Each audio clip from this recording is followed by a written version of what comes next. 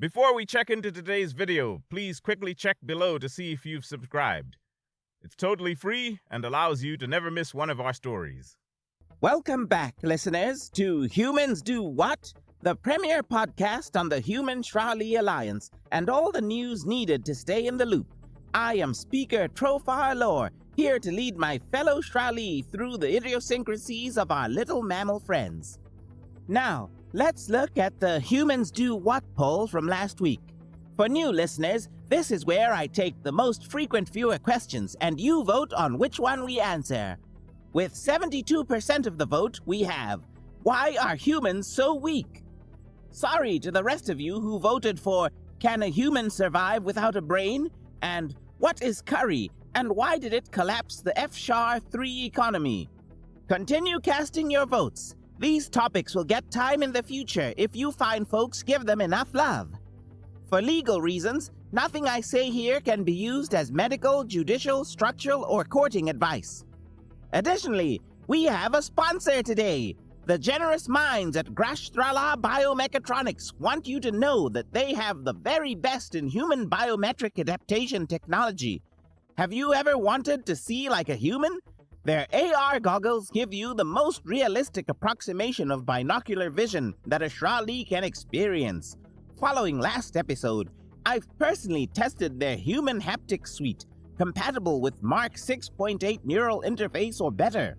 It was absolutely surreal having so many touch receptors. I ended up petting the grass in my apartment for nearly a half hour. So, if you crave to look through the eyes of a human, look for Greshdrala Biomechatronics. Use promo code SpeakerTrofal at checkout to enjoy 15% off for the next 2 weeks. Now, on to the show. Why are humans so weak? This question has been in the comment section for pretty much as long as the Human-Shra-Li Alliance. It wasn't until last week's show on their relationship with pain that it really surged up. Alongside the anecdotes of them ignoring extreme, life-changing, or even lethal injury came examples of surprising strength. Additionally, our listeners submitted stories they had heard from their own human contacts, posted to the Humans Do What Discord server. Snugbug38 says, Humans are like super strong when they need to be. My roommate is a human, the Norwegian subtype, I think. She said her nest matron or mom in the Terran common vernacular did this thing once. They were in a cruiser coming back from a vacation on Vrol 2. Their ship was attacked by a Craxian scout patrol. It was on the news and everything. The cruiser fought off the stupid lizards, but it took some damage. There was a breach in the corridor my friend and her mom were walking through. Her mom apparently peeled a floor panel from the deck and slapped that slab of polysteel against the hull until a repair team could come in and weld up the hole in the wall. The panel was bolted down, and she just snapped the bolts like nothing, then held a 50-kilo piece of plating against the wall for 10 minutes. My friend said her mom needed like 8 surgeries because she ripped her own tendons and actually cracked those pointy mouth bones of theirs. wow, thanks Snugbug38 for that incredible tale. Shufflepod Wrangler says, I'm trying to catch the eye of a human at my university, and she likes to do this thing called a gym here on campus. Humans apparently have these places to make their muscles bigger or something. They just go in and lift or run or move around in weird ways. Anyway, this girl, let's call her Jennifer, goes to the gym to do powerlifting. She puts these huge metal plates onto a steel bar and picks it up, then lifts it over her head. She only ever does it once or twice before doing smaller weights, but I was curious. So I went up to the bar and tried it out. It was very heavy. I'm a scholar caste, so I'm not exactly very strong, but it was really hard to pick up. When Jennifer saw me, she came right over to give me pointers. Even though Shra-Li build muscle differently, she said she could look into the differences if I wanted to start working towards a big lift. We have a date for her to go over the finer points of powerlift training next Slenar's Day. Thanks, Shufflepod Wrangler, and I wish you luck with your human of choice. It's because of standout situations like this that we are curious how the Shrali government has unilaterally labeled humans as physically weaker than Shrali or Craxians. To shed a bit more light and nuance on the subject, I contacted several experts from different fields. First up is longtime scientific source for the show and sometimes guest, Professor Seshra Trini. For our new listeners, Professor Seshra is a scholar cast working out of Hectharial University on Philrag Prime. I reached her on the Quantum Entanglement Telecom Network to ask her about this surprisingly ticklish subject. Welcome back to the show, Professor Seshra. It's always a pleasure to have you on Humans Do What to share your insights. Thank you for having me. I do enjoy having these chats with you and your audience, Speaker Trofa. Is that a new recording studio? Same studio, just freshened up a bit. Thank you for noticing. How's the book coming along? I don't mind telling you that I've been stalking your QETN page waiting for news. Well, if you are all right with me plugging my book a little. By all means. My book, The Kindest Monsters, will be available for download from the University QETN page next month. It's a comprehensive text of my research to date on the comparative biology of humans and Shrali. There is a particular focus on neuropathological and neurobiological differences between our people. Don't worry though, I also delve into various other portions of the startlingly robust machine that is human physiology.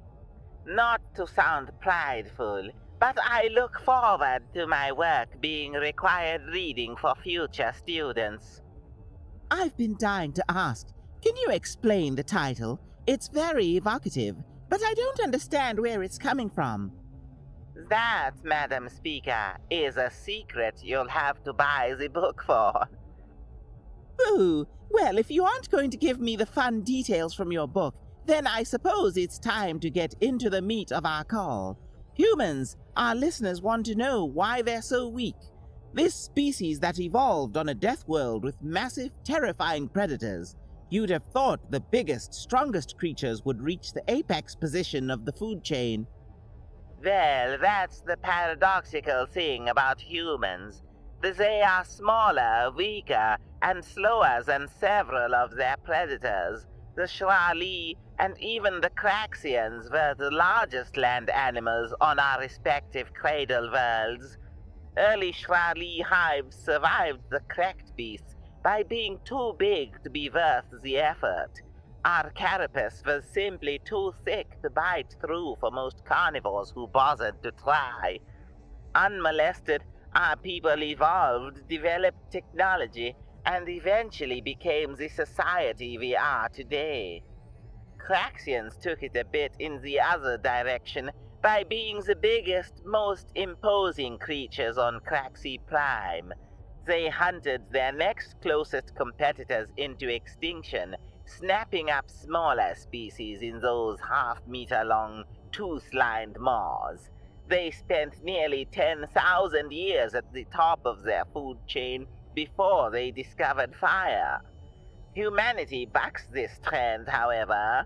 They used the fact that they were vulnerable as a means of evolutionary motivation. Early human ancestors had to develop tools, weapons, novel ways of hunting, all to outwit their predators. It was pointless for them to invest in strength and size because they were so far behind in that sense. Instead, they invested heavily in their intelligence from the outset.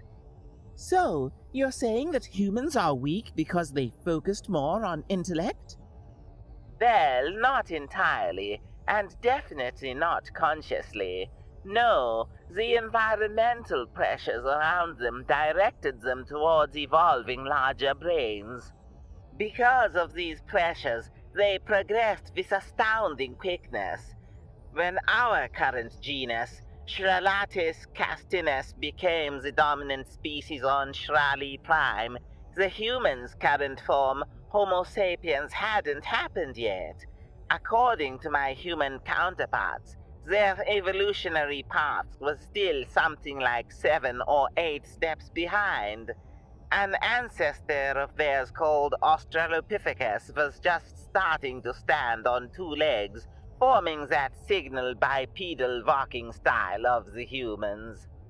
Those pressures, however, also forced another trait to develop alongside these oversized craniums. In one of the first studies on human biology, the researchers asked test volunteers what they were best at.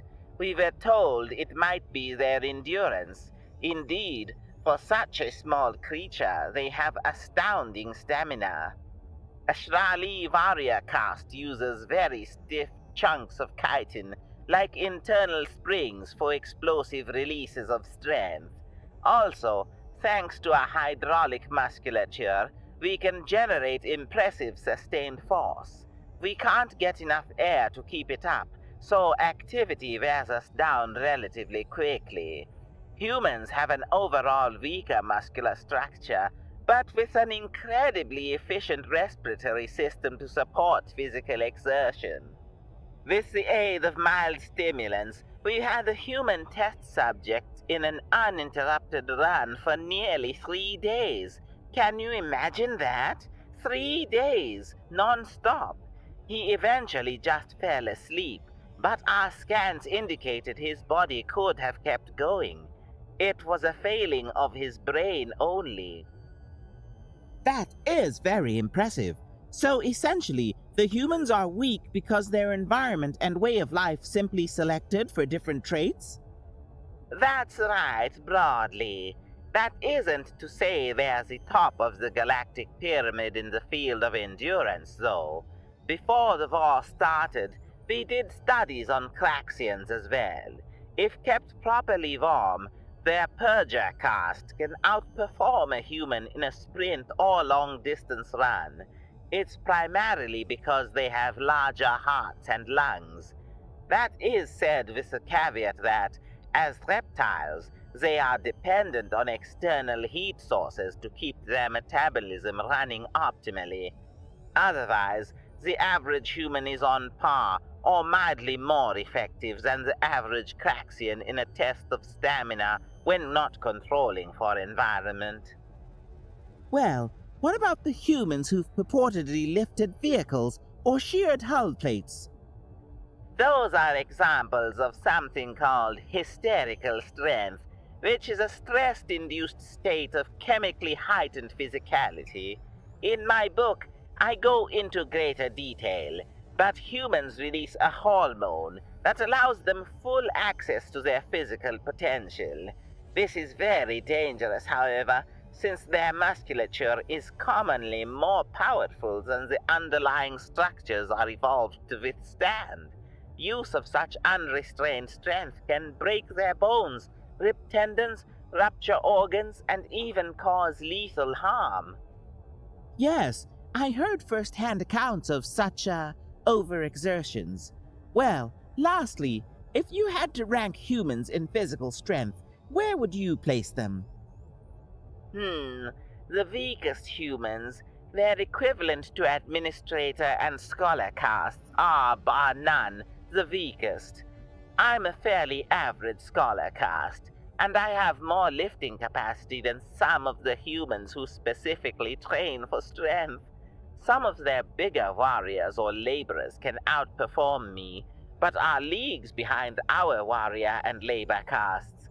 Then Craxians, who regularly embarrass our warriors in physical feats, wouldn't even notice a human's best efforts. Frankly, on a case-by-case level, humans fall short on pretty well all tests. Ignoring strength, they're slower than Craxian stalkers in both running and reflex testing. While staggeringly resilient in the face of trauma, they're far, far easier to harm than a Shrali. Even the Craxians can shrug off a glancing plasma bolt thanks to their scales. Then there's the regenerative ability of the reptilians, which is bounds more comprehensive than the humans. Most Craxians can regrow whole limbs given enough time and resources. Our primate friends might survive a limb removal, but just generate scar tissue instead of any form of regrowth. Oof, that's pretty damning. It's the raw numbers, and those don't lie. I'm not saying humans are bad at anything.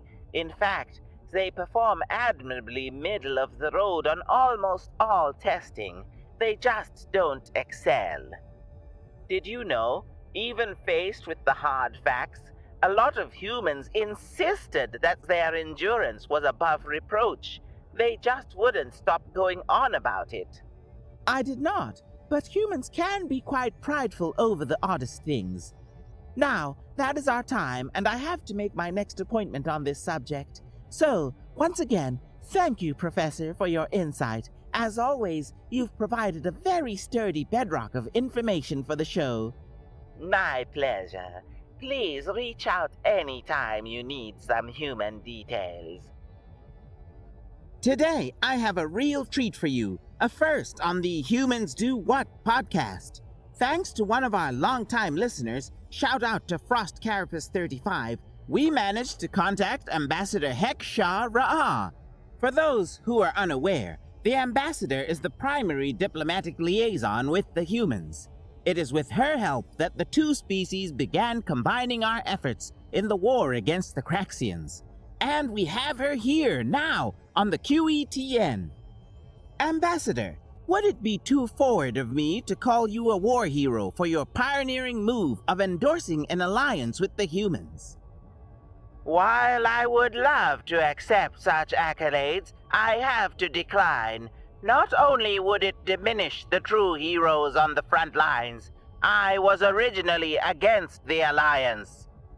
What?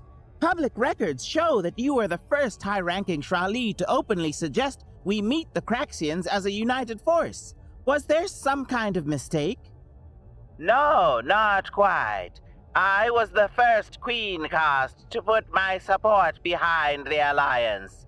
Up to that point, the general consensus was that humans would not make good bedfellows. While scientifically advanced in their own way, they lacked in more or less every other way. They were small, squishy, and easily startled. Not exactly what one looks for in a war partner. There was even concern that they may get pressed into an alliance with the Craxians if we were to broach the subject. They are predators, after all, and could have had more in common with those damnable lizards. Thus, all of us in a position to have an opinion on the matter considered them a solid trade avenue, but nothing more. Their technology isn't terribly compatible, but explosives are explosives, and raw ore doesn't change between species. Humanity had value in the relationship we already fostered. Nobody wanted to disrupt that. So, if you don't mind my asking, what changed your opinion? Considering the theme of your podcast, I assume you keep well abreast of Terran news. How much do you know about the attack on Brawl 4 3 months ago? A fair amount. What the local Shrali and Terran media feeds were reporting, plus a bit of research on my own. Our next guest is actually a survivor of the attack, and not to give too many details away, should have a unique perspective on the events. Why do you ask? Well, after the attack and due to the involvement of the humans, we were taken to court by the Craxians. That makes no sense. They attacked a Shrali world, completely unprovoked. A human organization of aid workers responded in a non-military capacity. You'll forgive me if I don't ascribe much in the way of sense to the Craxians. Regardless of what happened there, the lizards sent one of their diplomats. He started demanding reparations from the Shrali and the humans. I was chosen to represent our people in this instance, and Senator Smith was sent to speak for the Terran Union. Oh, and the senator showed such a display of defiance that you changed your mind? That must have been quite the negotiation. Hardly. Senator Smith capitulated at every corner. If the Craxian delegate asked for something, the human tripped over himself to deliver it. I couldn't entirely blame him. He was small and a little round, not exactly what you'd expect to stand up to the Craxians. Even the relatively petite Craxian representative at the summit was a full half-meter taller than the human. Still, it was infuriating. Given the reports I'd read from Brawl 4, I was hoping that we might find an ally in them. Instead, I had a sniveling sycophant surrendering everything aside from their cradle world. What changed my mind came later on, after the summit was complete. I was looking out at the vastness of space from my diplomatic vessel. Even the comforts of the grassy flooring and wooden hull did little to quell my mood coming off of that human station. The fact that I was 3 drinks into my store of fermented silobin tea was helping a bit more.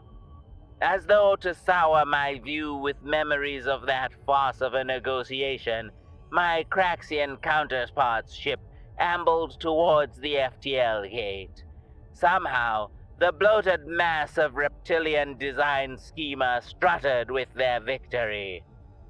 It's a lovely night, Came a voice to my left. I nearly jumped from my seat. Senator Smith stood beside me, staring out at the stars with a wistful smile on his face. Senator, how'd you get in here? I sneered the question, looking to the door where my security team should have stopped him.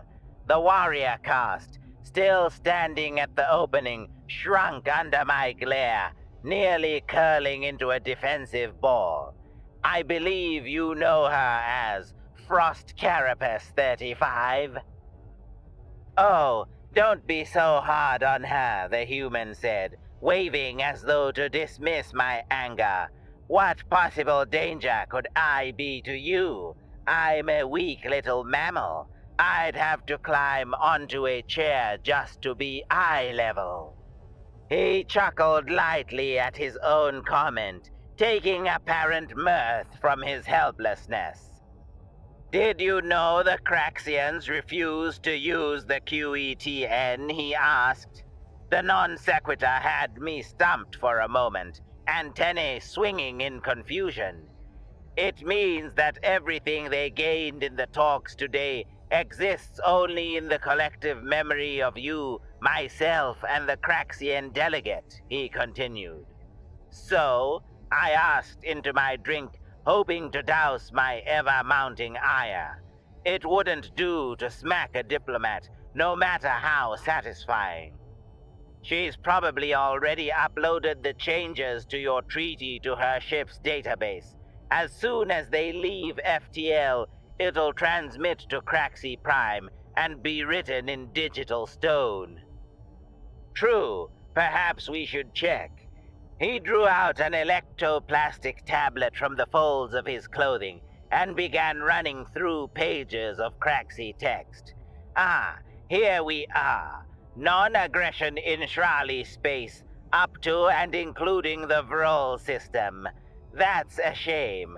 I heard Vrol 2 has fantastic natural hot springs. A new transport alley through human-controlled territory, which is going to make some awful congestion on the FTL laneway.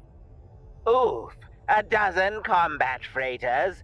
Those treaty changes really look good piled on each other like this, he mused, flicking through the data. Where? How did you gain access to that? I sputtered, looking over the details of the treaty. It wasn't only that. I saw that there was information from the Craxian ship's entire database. FTL nodes, supply depots, crew complement. I began trying to memorize whatever I could as I read over his shoulder. I took a tour of their ship just before the summit. He shrugged as he looked out into space. I asked if there was a place for me to relieve myself. We mammals can't hold it in quite as well as you big, scary, cold-blooded folks. I made a short detour to the main computer core, set up a QETN node, and went on my way. He spoke as though this was a mundane task, nothing of note, a simple walk through enemy territory to see the sights and steal intel. Another thing I found out about them, Craxians don't use toilet paper, apparently. But the guards, I was dumbfounded. How could he have gotten to the data core? The guards essentially ignored me. He waved the comment away, turning to look back towards my own security. Weak mammal, remember? I see. Everything about him at a glance looked soft and mewling, pitiful, and he had used that as a weapon to gain access to this intel without a shot fired. He'd used it to get to me too.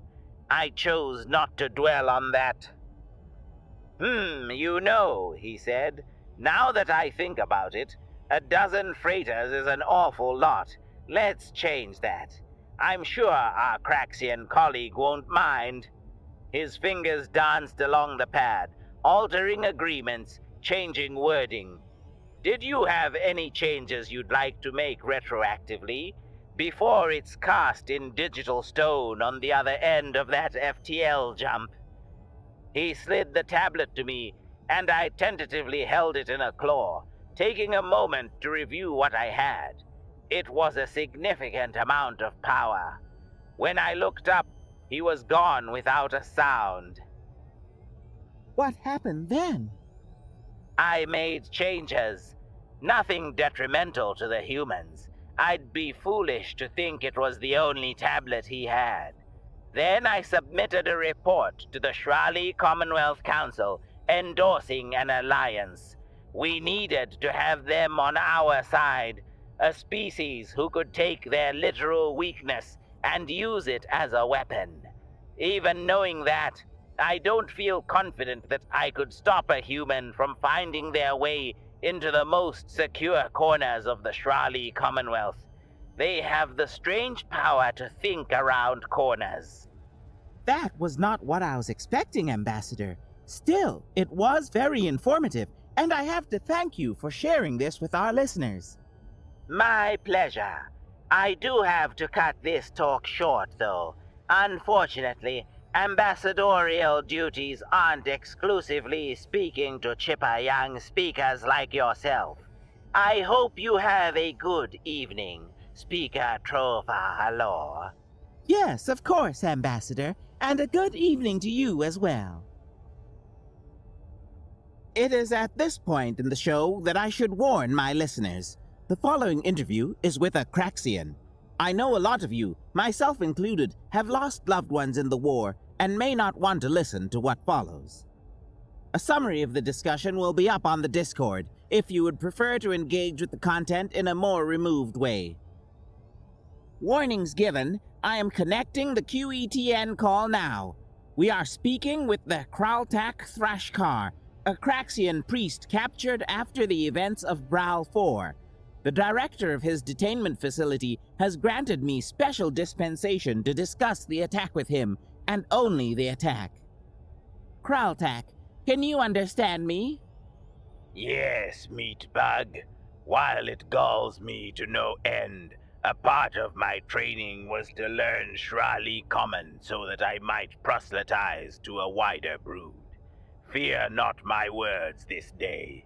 I will not attempt to convert you to Kralak's path. My keepers have forbidden me from such actions. It is by that decree I am allowed this meeting. A decree I am thankful for, then. We were not given a lot of time. I would be disappointed if a significant portion was taken up by fending off your religious drivel. It does lead to the question, though, why would you agree to speak with me? I'd understand if the director was forcing you, but you said you're being allowed this meeting. There is a simple answer and a truer answer. For the simple one, humans are cruel. Any respite from their gnawing affections is a welcome one. If I am spared their attention by occupying yours, then I shall do so for as long as I may, no matter how distasteful. I'll try not to expire from the sheer irony of a Craxian calling humans cruel. You are literally eating my people. We eat because we must. It is by Karlak's will that we feed, that we bring all to his maw, even ourselves. Do the mushrooms and algae consider you wicked because you devour them?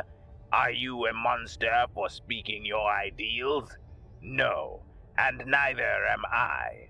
The humans, though, they command such prowess over misery and pain that it is more an art than an act of war. At times, I believe them to be Karlak's chosen messengers, the devourers of the devourers. It is said that his children will deliver the Craxians to the Great Maw when he has taken the last bite of the universe.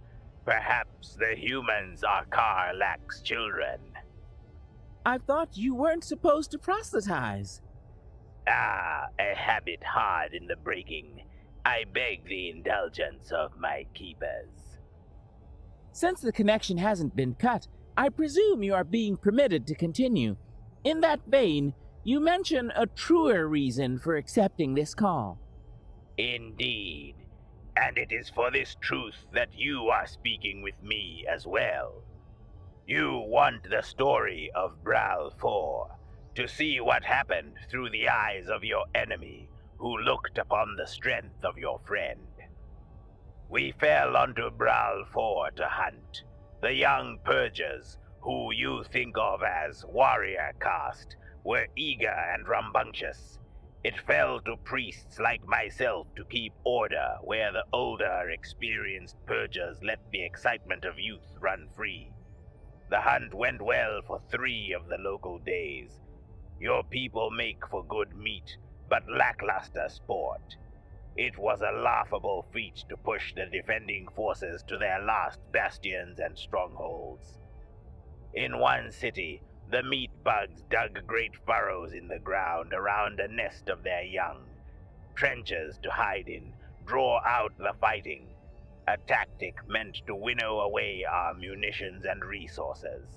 It was a doomed attempt, but admirable in its own way. Then the humans came, though I didn't know that at the time. I watched from a nearby anti-air battery as their ships landed, emblazoned with the insignia of 2 intersecting scarlet bars. The Red Cross. Pardon? The tribe of humans that insignia belongs to. They're a group of healers called the Red Cross. Well, then it is more accurate to say they were a group of healers. You killed unarmed medics? I don't know why I'm surprised that such a basic level of decency is beyond you. You misunderstand. We killed many of them, but they weren't unarmed, and they weren't healers. Not in the end, at any rate. They began stealing the meatlings away, loaded their ships with larvae, and sent them off to a vessel in orbit. The young purgers were eager, if you recall. They reloaded their anti-air batteries, and sent uranium slugs into the sky, culling those who would flee. It was a waste of meat, but removing those thief ships was worth the loss. A simple arithmetic that fell apart as soon as the first one crashed into the ground. The humans, every one of them, they turned and ran to the front lines. We thought they rushed into the trenches to hide.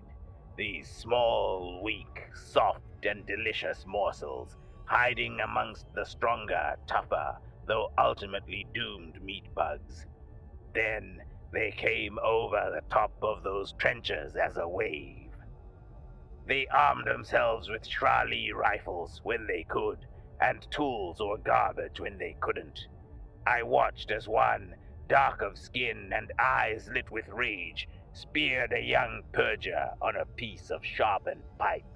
She took up the dropped Craxian rifle, nearly the size of her torso, and shot those of my people nearest her.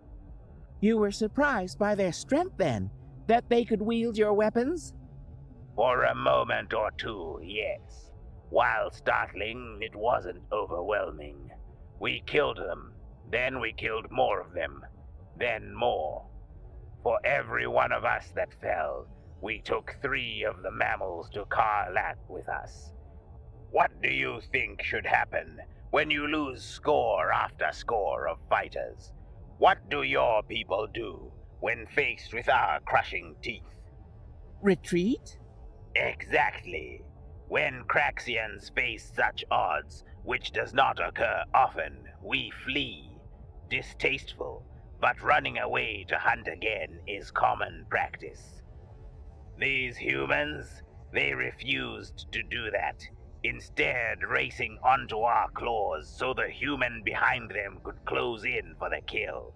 In their insanity, they would rush into our open maws so that we might choke on their bones. It was as though they weren't trying to kill my brood. They were trying to die and take as many of us with them. Like they wouldn't be content unless they walked every Craxian to Karlak's gnashing teeth, hand in hand, just to be certain we were devoured properly. It is in that where we see the truth, that their strength is not a matter of force, muscle, tendon, sinew, and bone. It is in their doggedness, their spite and rage that endure where fear for survival roots even the mightiest purger. So we fled. Your warriors followed, pressing the retreat, gaining enough ground that the human ships could come down and leave. We lost our prize because of the relentlessness of the humans. It actually reminds me of a Shra-Li research paper I read. You read a research paper? Speaker Trofar, Craxians are not fools and dullards. We are a society that has developed spaceflight, planetary colonization, and faster-than-light travel. Your people hate us, and not unjustly so. But that hate colors how you see me and mine. Of course I read research papers. It is normal practice to learn of one's prey. I will assign such readings to the purgers under me for that very reason. So, I read about the humans. In one paper, the researchers asked their mammal volunteers what made them special. Those foolish Shra-Li scientists heard what was said and thought they meant endurance.